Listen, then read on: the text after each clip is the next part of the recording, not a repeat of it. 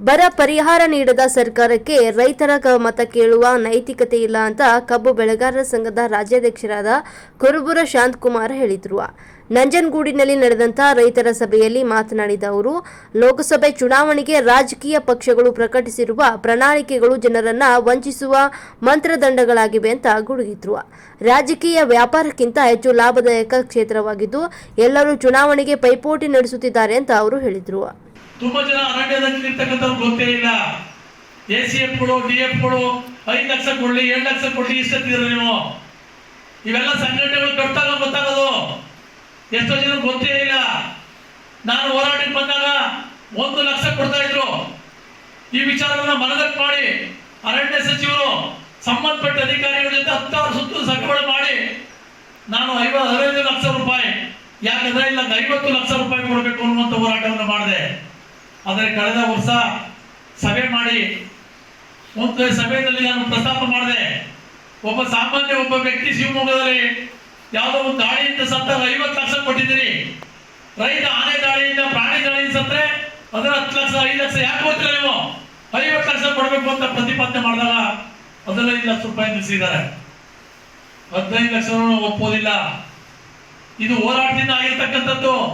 8 ಜನ ಅರಣ್ಯದಲ್ಲಿರ್ತಕ್ಕಂಥ ಪ್ರಾಣಿಗಳ ಸಮಸ್ಯೆ ಇರ್ತಕ್ಕಂಥ ಜನಕ್ಕೆ ಗೊತ್ತಿದೆಯಲ್ಲ. ನಾನು ಪತ್ರ ಬರ್ತಿದ್ದೇನೆ, ಸಭೆಗಳು ಹೋಗಿದ್ದೇನೆ, ಹೋರಾಟ ಮಾಡಿದೆ, ದಾಖಲೆ ಕೊಡ್ತೀನಿ ಬನ್ನಿ ನಿಮಗೆ. ನನಗೆ ಇರ್ತಕ್ಕಂಥ ರೈತರ ಬಗ್ಗೆ ಇರ್ತಕ್ಕಂಥ ಕಾಳಜಿ, ರೈತರ ಸಮಸ್ಯೆಯನ್ನು ಅರ್ಥ ಮಾಡ್ಕೊಂಡಿದ್ದೀನಿ, ರೈತರ ಸಂಕಷ್ಟ ಅರ್ಥ ಮಾಡ್ಕೊಂಡಿದ್ದೀನಿ. ಯಾವ MLA ಕೂಡ ಈ ವಿಚಾರಗಳನ್ನ ನಿಮ್ಗೆ ಹೇಳೋಕೆ ಬರೋದಿಲ್ಲ.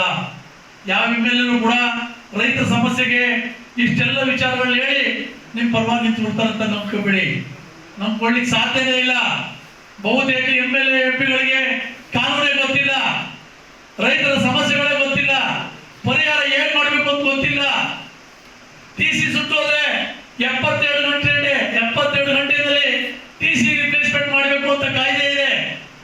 8 ಜನ ರೈತರಿಗೆ ಹೇಳಿದ್ದಾರೆ. ಯಾರು ಹೇಳಿದ್ದಾರೆ? 8 ಜನ ರೈತರಿಗೆ ಗೊತ್ತಿದೆ. ಇದು ನಮ್ಮ ಸಂಘಟನೆಯಲ್ಲಿ ಬರೋರಿಗೆ ಗೊತ್ತಿದೆ. ಸಂಘಟನೆಯಲ್ಲಿ ಬರೋರು ಹಾಕ್ಸ್ಕೋತಾರೆ. ಹಸಿರು ಶಾಲೆ ಹಾಕಿರೋರು ಯಾರು ಹೋದ್ರೆ KE ಅವರು ಇಮಿಡಿಯೇಟ್ ಆಗಿ ಕೆಲಸ ಮಾಡ್ತಾರೆ. ಆದ್ರೆ ನೀವು ಹಸಿರು ಶಾಲೆ ಹಾಕಿದ್ರೆ ಹೋದ್ರೆ ವಾರ ಸಮಸ್ಯೆ ಹೇಳಿದ್ರಿ, ಪ್ರಾಣಿಗಳ ಅವಳಿ ಬಗ್ಗೆ ಹೇಳಿದ್ರಿ, ವಿದ್ಯುತ್ ಸಮಸ್ಯೆ ಬಗ್ಗೆ ಹೇಳಿದ್ರಿ, ಎಲ್ಲ ವಿಚಾರ ಹೇಳಿ ನೀವು ಸಮಸ್ಯೆ ಬಗೆಹರಿಸೋದಾದ್ರೆ ನಿಮ್ ಜೊತೆ ನಾವು ಇರ್ತೀವಿ ಅನ್ನುವಂತ ಒಂದು ಭರವಸೆಯನ್ನು ಕೂಡ ಕೊಟ್ರಿ. ನಮ್ಮ ಜೊತೆ ನೀವು ಇರ್ಬೇಕಾದ ಅವಶ್ಯಕತೆ ನಮಗಿಲ್ಲ. ನಿಮ್ ಸಮಸ್ಯೆ ಪರಿಹಾರ ಆಗಬೇಕು ಅಂದ್ರೆ ನಮ್ಮ ಜೊತೆ ಬನ್ನಿ, ಇಲ್ಲದ್ರೆ ನೀವು ಅಲ್ಲೇ ಇರಿ. ನಾವೇನು ಯಾರನ್ನು ಬನ್ನಿ ಅಂತ ಕರೆಯೋದಿಲ್ಲ. ನಿಮ್ಮ ಸಮಸ್ಯೆಗೆ ಪರಿಹಾರನ ಕೊಡಿಸುವಂಥದ್ದು ನಮ್ಮ ತಾಕತ್ತು. ರೈತ ಸಂಘ ಅದನ್ನು ಮಾಡ್ತೀವಿ. ನಾವು ರಾಜಕಾರಣಿಗಳಲ್ಲ. ಇವಾಗ ರಾಜಕಾರಣದಲ್ಲಿ ಕೇಂದ್ರದಲ್ಲಿ ಚುನಾವಣೆ ನಡೀತಾ ಇದೆ. ಎಲ್ಲ ಪ್ರಣಾಳಿಕೆಗಳನ್ನ ಹೊರಡಿಸಿದ್ದಾರೆ ರಾಜಕೀಯ ಪಕ್ಷಗಳು. ಎಷ್ಟು ಚುನಾವಣೆಯಲ್ಲಿ ಪ್ರಣಾಳಿಕೆಗಳನ್ನ ಸುಳ್ಳನ್ನ ಜನತೆಗೆ ಹೇಳ್ತಾರೆ. ಅದಕ್ಕೆ ಒಂದೇ ಒಂದು ನಿರ್ದೇಶನ ಕೊಡ್ತೀನಿ.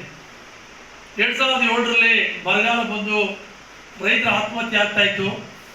ಹಾಗಾದ್ರೆ ಪರಿಹಾರ ಕಂಡುಹಿಡಿಬೇಕು ಅಂತ ಹೇಳಿ ಮನಮೋಹನ್ ಸಿಂಗ್ ಅವರು ಸ್ವಾಮಿನಾಥನ್ ಅಂತ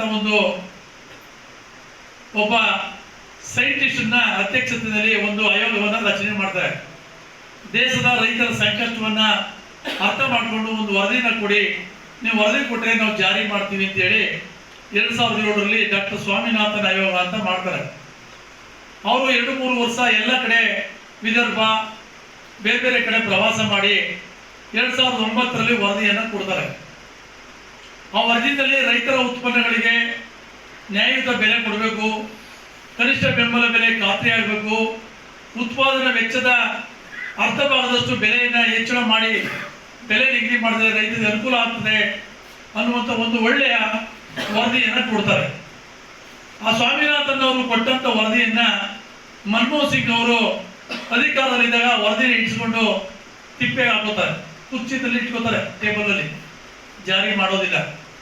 1 ವರ್ಷ 2 ವರ್ಷ ಜಾಗೃತರಾಗಬೇಕಾಗ್ತದೆ. ತಮಾಷೆ ವಿಚಾರ ಅಲ್ಲ. ಯಾರು ಯೋಚನೆ ಮಾಡಬೇಡಿ.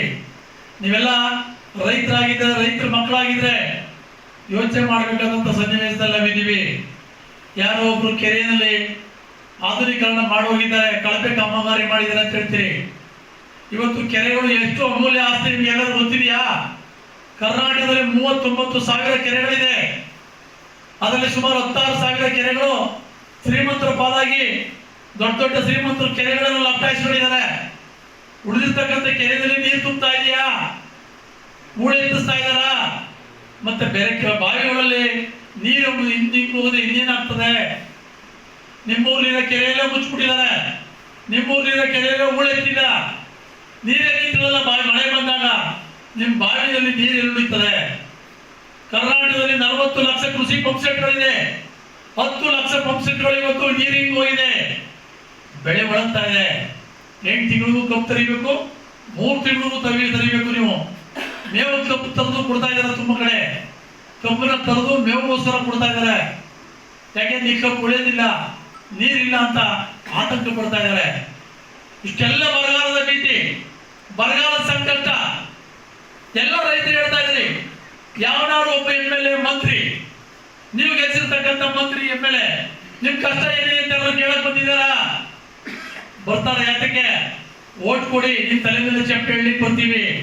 ನೀವು ಓಟ್ ಕೊಡಿ, 5 ವರ್ಷ ಗಂಟ ನೀವು ನಮ್ ಗುಲಾಮರು ಅಷ್ಟೇ ಅನ್ನೋದು ಬರ್ತಾ ಇದ್ದಾರೆ. ನೀವೆಲ್ಲ ಜಾಗೃತರಾಗಬೇಕಲ್ವಾ? ಹಿಂದೆ ಒಂದು ಜಾಗೃತರಾಗೋದು ನೀವು. ಕುರುಬೂರು ಶಾಂತಕುಮಾರ್ ಹತ್ರ ನೀವು ಸುಳ್ಳು ಕೈ ಹಾಕ್ಬಿಟ್ಟ ತಕ್ಷಣ ಮನೆಯೇನಿಲ್ಲ. ಪ್ರತಿಯೊಬ್ಬರು ಹೋರಾಟಗಾರ ಆಗಬೇಕು, ಪ್ರತಿಯೊಬ್ಬರು ಹೊಸ ಶಾಲೆ ಹಾಕೋಬೇಕು. ನಮ್ಮ ಶಂಕರ ಹೇಳಿದ್ರೆ ಸಂಘಟನೆ ಕಟ್ಟಬೇಕು. ಸಂಘಟನೆ ಇಲ್ಲದೆ ಯಾವುದೇ ಕಾರಣಕ್ಕೂ ಸಮಸ್ಯೆ ಬಗೆಹರಿಲ್ಲ. ಸ್ವಾತಂತ್ರ್ಯ ಅವ್ರಿಗೆ ಲೈಟ್ ಇಲ್ಲ. ಇವತ್ತಿಗೂ ದೀಪಾವಳಿ ಸಹಿತ ಸಿಮೆಂಟ್ ಇದೆ. ಎಲ್ಲಿ? ನವಲೂರಲ್ಲಿ 5 ಕೋಟಿ.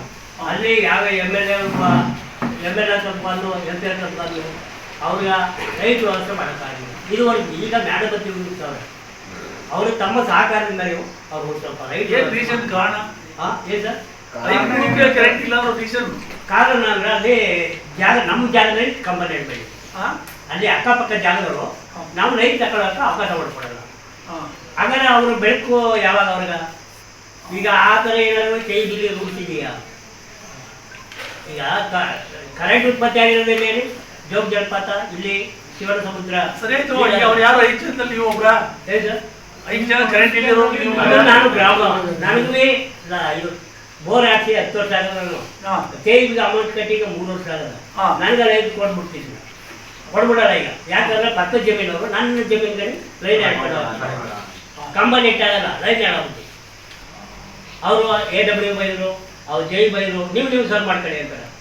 ಆದ್ರೆ ನಾನು ಕರೆಂಟ್ ಕೊಡೋದು ಯಾವಾಗ? ಊರಲ್ಲಿ ರಾಜಕೀಯ ರಾಜಕೀಯ ಅದಕ್ಕೆ ನೀವು ಒಂದು ಸ್ವಲ್ಪ ಬೆಂಬಲ ಕೊಟ್ಟರೆ ನಾವು ಒಂದು ಸ್ವಲ್ಪ ಇದು ಸಪೋರ್ಟ್ ಕೊಡ್ತೀವಿ. ನವಲೂರು ಎಷ್ಟು ಮನೆ ಇದೆ ಇಲ್ಲಿ? ನವಲೂರು ನಮ್ಮದು ಒಂದು 200 ಮನೆ ಇದೆ. ಇಷ್ಟು ಎಲ್ಲಿಂದ ಎಷ್ಟು ದೂರ? ಇಲ್ಲಿ ಸೋಮಣ್ಣ